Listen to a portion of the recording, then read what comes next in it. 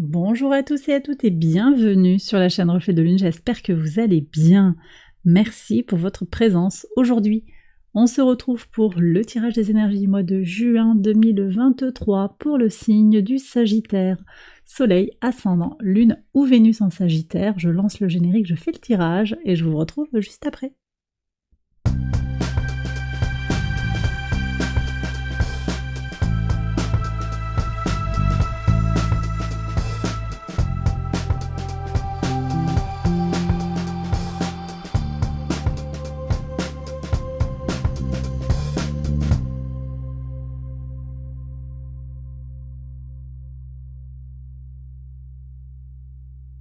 Alors on y va, les Sagittaires pour les interprétations. Votre arcane majeur du mois, c'est la carte des amoureux. Avec les amoureux, on vous parle d'échanges, d'une rencontre peut-être qui est possible, des négociations. Donc on voit que ça vient parler de rencontres tant sur le plan sentimental que sur le plan relationnel, voire professionnel ou occupationnel. Ça nous parle également de choix peut-être que vous aurez à réaliser sur ce mois de juin. On va voir quel est le message de l'oracle. Brillance, abondance, réussite complète et la couleur miel. La couleur miel qui vous dit d'adoucir votre approche. Ok. Elle me parle aussi, cette couleur miel, de la créativité. On est quand même connecté au plexus solaire ici, aux énergies de créativité, d'ambition. Il y a quelque chose qui rayonne là, clairement. Je sens de la chaleur, une envie de s'épanouir. Peut-être qu'il y a aussi une démarche plus douce à inclure dans votre approche, hein, l'approche des autres, l'approche de vos opinions, c'est possible. Hein. On va voir comment tout cela résonne avec les cartes du tarot, maison par maison. Alors on y va avec la maison 1, votre vitalité, votre énergie, votre état d'esprit pour ce mois de juin. Alors on voit qu'on démarre sur une énergie quand même de regret. Quelque chose n'est pas aligné, n'est pas calé, vous regrettez une opportunité, vous pensez avoir loupé quelque chose. Alors je vais prendre une énergie supplémentaire pour comprendre de quoi il retourne. Ouais, alors ici, il y a quelqu'un qui a été malhonnête avec vous, hein. Vous avez peut-être donné votre confiance, ça vous a affecté, et vous démarrez ce mois de juin dans des énergies un petit peu pesante, un petit peu lourde. Il y a des choix à réaliser pour aller vers quelque chose d'autre au niveau des rencontres. Il y a quelque chose à laisser, à libérer. Je vais voir ce qu'il y a en maison 7 ici, sur le rapport à l'autre justement. Oui, voilà. Donc c'est très clair. On va sortir des énergies, écoutez, on me dit pourries. Alors pour certains, ça va pas parler, hein, mais j'ai certains Sagittaires qui regardent la vidéo là qui sortent d'énergies compliquées. Ce serait peut-être pas toxique, hein, mais quand même compliqué. Situation ubuesque, on me dit, des complications qui vous ont pesé sur le mois de mai, et là on voit que vous avez envie de vous en sortir, mais vous êtes en même temps affecté, et ça vient donner une impulsion comme ça, où vous avez vraiment besoin de sortir de ces énergies pesantes. Sur la maison 2, vos ressources, qu'elles soient matérielles ou immatérielles, bon ben vous avez la force.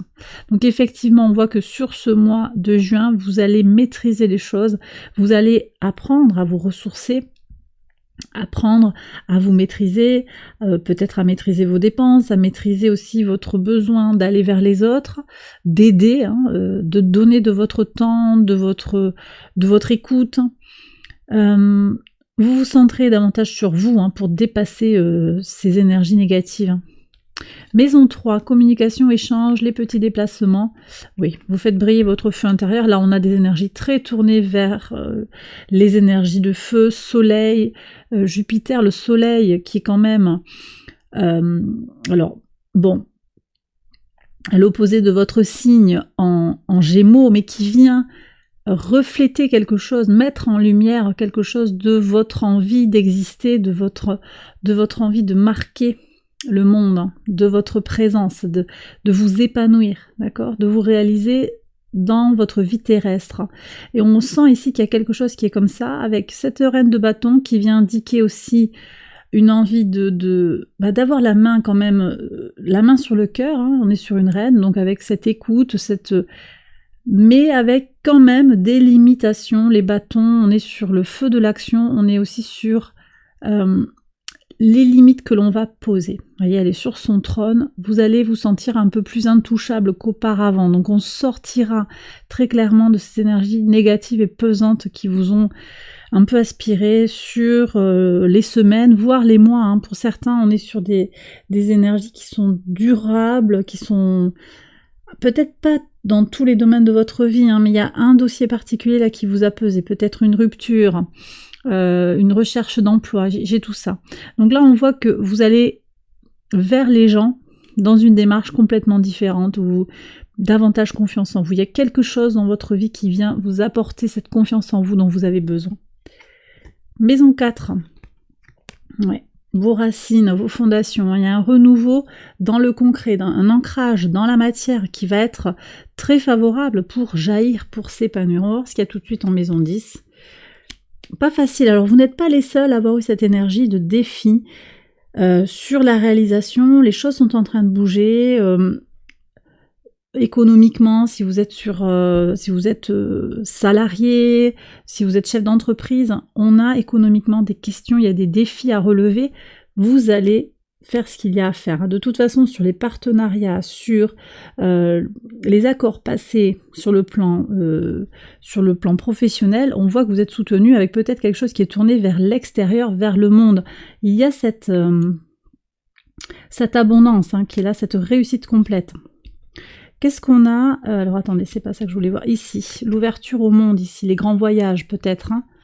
Ouais, la justice, donc l'équilibre ici qui se fait. Peut-être que vous étiez bloqué, il va y avoir à nouveau possibilité de bouger, de refaire des échanges commerciaux, hein. Ça c'est tout à fait possible. On va voir après, hein. Je ferai une lecture plus générale. Mais en tout cas dans cette ligne de je continue à développer mon activité à l'étranger, par exemple, ou dans une autre région de mon pays, il y a cette idée de persévérer, de ne pas surtout se laisser impressionner par les conditions, la conjoncture actuelle. Ok, donc je reviens ici sur la base, effectivement, nouvelles opportunités de s'ancrer pour jaillir, avec tous les défis que ça comporte. Maison 5, la créativité, l'enfant intérieur, votre épanouissement personnel. Bon, on sent ici qu'il y a quand même cette énergie de se protéger. Soleil en Capricorne, ici, on protège, on fait un bon usage de toute son énergie intérieure. Vous avez besoin, à la lumière de ce qui vous est arrivé, aussi de vous protéger, tout simplement. Donc peut-être une attitude un petit peu plus égoïste ou possessive, sans que ce soit un gros mot, mais qui va être bénéfique pour vous sur cette énergie, sur ce moment-là à passer. Peut-être que vous comprendrez aussi avec le soleil en Gémeaux qui vient à l'opposé de votre soleil, et puis en fonction de votre thème, il faut voir un petit peu comment ça vient résonner, hein, exactement, mais il y a peut-être quelque chose aussi qui vient mettre en lumière ce que vous désirez, hein, votre désir de réalisation dans la vie, qui n'est peut-être pas en accord avec votre entourage, par exemple. Et donc, effectivement, les choses se verrouillent d'une certaine manière, se protègent. Il y a une expansion qui se fait, mais pas forcément avec tout le monde. Je pense qu'il y a des gens que vous laissez de côté, là. On va voir ce qu'il y a au niveau de la communauté. Intéressant, parce qu'il y a des points communs avec un autre tirage que j'ai fait tout à l'heure. Il y a quelque chose qui n'est pas clair, hein, sur la communauté, peut-être sur quelque chose de plus sociétal. Il y a des secrets qui vont être révélés, quelque chose qui est invisible, que vous avez besoin aussi de révéler, hein, ou que vous avez besoin de comprendre comment vous êtes peut-être pris dans un système aussi qui vous coûte, hein. Mais on voit que vous avez encore besoin de faire preuve de maîtrise pour transformer les choses, pour passer à une autre étape dans votre développement personnel ou professionnel également.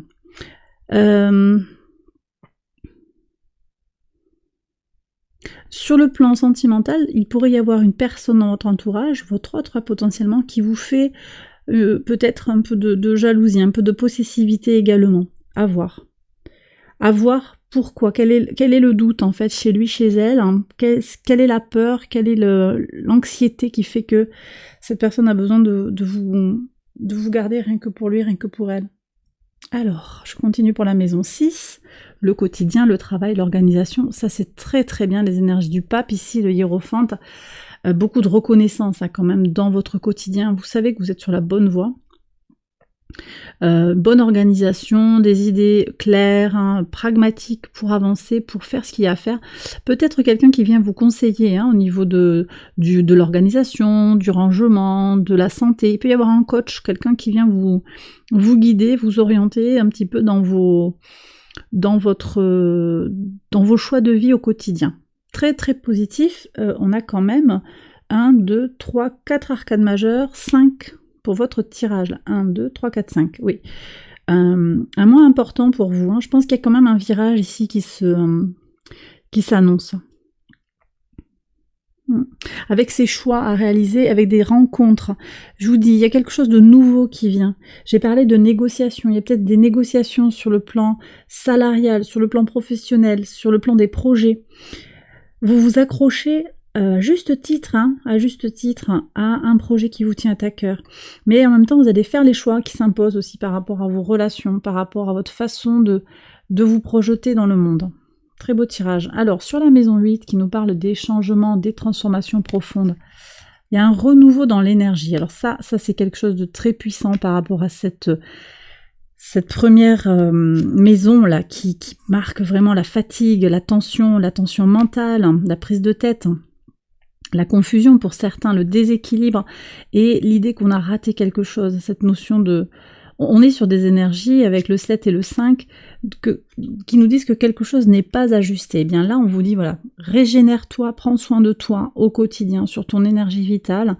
Ça demande une certaine présence à soi, ça demande une certaine forme et une certaine force, une envie de persévérer, de surtout pas baisser les bras, mais au contraire, hein, de se lever pour prendre soin de soi. Ça va être fondamental pour retrouver sa vigueur, sa vitalité sur ce mois de juin, très important.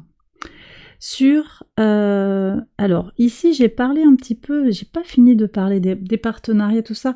On est sur le pro et on est également sur les liens avec le conjoint, la vie de couple, hein, c'est l'engagement amical également, comment on est avec les autres. Et ici il y a une complétude. Une complétude avec une bonne connaissance de soi, une bonne connaissance des autres, quelque chose qui est harmonieux et qui est complet, peut-être tourné vers l'étranger aussi, c'est possible, des amis ou un partenaire qui vient de l'étranger et qui est avec vous dans votre vie. Très bien, ou peut-être une relation à distance, mais en tout cas avec quelque chose qui est quand même bien vécu, je pense, et plutôt dans l'équilibre. C'est possible qu'il y ait un voyage aussi pour retrouver l'autre, hein. Bon, ici, donc je vous ai donné la carte pour la leçon, je vous ai la régénération, je veux dire, je vous ai expliqué ce que je ressentais ici, donc regain, c'est en tout cas la destination à prendre, hein, la direction à prendre. Sur la maison 9, votre rapport à la spiritualité, vos valeurs, la foi, les hautes études également, l'administration. Alors, il peut y avoir des histoires qui se règlent en justice par rapport à une administration, des problèmes de papier, c'est possible. Après, il y a ce potentiel pour un voyage qui vous permet de vous équilibrer, de recharger les batteries, très important. Et puis, au niveau des valeurs, on sent qu'il y a quelque chose qui s'ajuste, qui s'aligne. Vous vous montrez impartial vis-à-vis de ces personnes, et vous sortez donc du regret. Vous sortez de la torpeur, peut-être pour certains du déni, de l'embrouille psychologique, hein, de l'embrouille mentale. Il y a quelque chose comme ça. Les choses sont beaucoup plus claires, vous faites preuve de discernement. Vous vous recentrez sur vous-même, hein, je pense aussi. On a cette notion-là avec la carte de la justice ici. Nouveau départ, je pense, par rapport à vos valeurs. Nouveau départ, tout en comprenant la dualité du monde, avec l'idée aussi que tout est duel. Peut-être que cette situation, vous avez fait ce que vous pouviez. Vous comprenez que les choses ne sont pas simples, mais qu'il y a une complexité, avec une dualité, comme je le disais, avec des nuances aussi, hein, entre les deux polarités qui s'opposent et qui se complètent en même temps. Donc quelque chose de très juste, de très ajusté dans votre perception d'une situation compliquée. Sur le plan amical, sur le plan relationnel, familial. Moi, j'ai l'impression qu'il y a tout un ensemble un concours de circonstances qui fait qu'on en est là. Et que vous avez le sentiment peut-être de ne pas avoir fait à un moment les bons choix et que c'est comme si vous vous dites, là j'ai loupé ça, j'aurais dû faire ça. Ok, on voit que vous dépassez ces énergies-là et tant mieux. On va voir ce que nous disent les anges après comme conseil, comme guidance, parce que vraiment, il n'y a rien à regretter. Si vous avez fait les choix ou pas à un moment, c'est que ça devait être comme ça. Sur la maison 10, donc je l'ai dit, votre mission de vie, votre contribution au monde, on voit qu'il y a quand même un défi. Il est nécessaire de tenir bon. On a 2 fois le 7 qui nous parle de cette mise en tension quelque part, d'une prise de risque aussi pour défendre quelque chose. Pour tenir bon, peut-être pour quelque chose de mieux après, ou de tenir bon, de défendre ses idéaux. C'est possible. Sur la communauté, maison 11, vos projets, vos espérances, donc des secrets, des épreuves, peut-être quelque chose qui n'est pas clair. C'est possible aussi qu'il y ait une connexion très spirituelle avec les autres. Une nouvelle famille d'âmes qui rentre dans votre vie. Vous tournez une page. On va voir quelle est la leçon à intégrer sur la maison 12. Voilà. Donc on a encore un arcane majeur. Ça nous en fait 1, 2, 3, 4, 5 et 6. La moitié des cartes, ce sont des arcanes majeurs. Donc un mois important pour vous les Sagittaires, prise de conscience. C'est un mois de prise de conscience, de révélation pour vous. Vous allez peut-être être mis au contact de personnes dont vous ne soupçonniez pas l'existence. Ah, mais ça existe des gens sympas, ça existe des gens qui vous font pas un coup de travers. Voilà, vous rencontrez une autre famille d'âmes probablement, qui vous apporte quelque chose d'inédit. Quelque chose de tellement doux et bienveillant. D'accord ? Soyez doux avec vous-même aussi, avec le miel ici. Soyez doux, créatif, osez aller vers la nouveauté. On a des énergies de Mercure qui vont être avec un Mercure conjoint à Uranus qui va ouvrir un champ de... Alors c'est tout le début du mois, là jusqu'au 11, on a Mercure qui est encore en Taureau, donc qui passe à la conjonction d'Uranus. Il y a cette ouverture d'un nouveau paradigme de réflexion, peut-être à faire profiter. Ça peut venir en résonance par rapport à vos besoins actuels. Vous prenez bien sûr, comme d'habitude, les Sagittaires, si ça vous parle, vous savez. Alors, on va prendre les messages des anges, les messages de l'univers. Alors, il y en a un qui a voulu sauter tout seul, très bien. Est-ce qu'il y a d'autres messages, s'il vous plaît? Compassion. On nous parle quand même de pardon. Vous n'êtes pas les seuls, les Sagittaires, sur ce mois. Il y a quand même une idée d'être bienveillant avec soi-même par rapport à ses propres erreurs, mais également bienveillant avec les autres pour les erreurs qu'ils ont commises. Ils ont fait avec les outils qu'ils avaient au moment où ils l'ont fait. Ils n'étaient pas outillés pour être bienveillants vis-à-vis de vous. Ça ne veut pas dire qu'il faut excuser, mais quand même. Faire preuve de compassion, ça va aussi vous guérir le cœur. On est très connecté sur le chakra du cœur. Alors, attendez, hop. Il y a une 4e carte qui a voulu venir. On va voir quels sont les messages. Une expérience qui va vous apprendre des choses. Expérience de vie. Il y a une grosse expérience ici pour certains. C'est une leçon qui vous permet d'avancer énormément. En particulier sur le relationnel. Donc compassion, ok, surtout je le disais d'abord vis-à-vis de vous-même et puis vis-à-vis des autres. Harmonie et résolution, donc il y a quelque chose qui va se compléter ici et qui va finir par devenir bien plus harmonieux peut-être que ce que vous traversez actuellement. Opportunité et changement, vous voyez cette main tendue qui va vers la liberté. Vous avez cette possibilité d'aller vers des amis, une nouvelle famille qui va vous offrir un espace de liberté.